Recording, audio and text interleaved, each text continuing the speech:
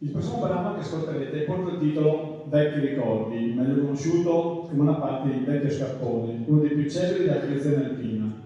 Il titolo si richiama a un simbolo tipico dell'immaginario alpino, lo scarpone consumato dal tempo e dalla fatica, che diventa metafora del cammino, dell'esperienza e dei valori di chi percorre i sentieri di montagna. E più in generale di chi vive con coraggio e dedizione. Dal punto di vista musicale, Vecchio Scarpone è un brano estremamente melodico, costruito su una linea chiara e immediata, pensata ad essere cantata e ricordata facilmente. A voi i vecchi ricordi.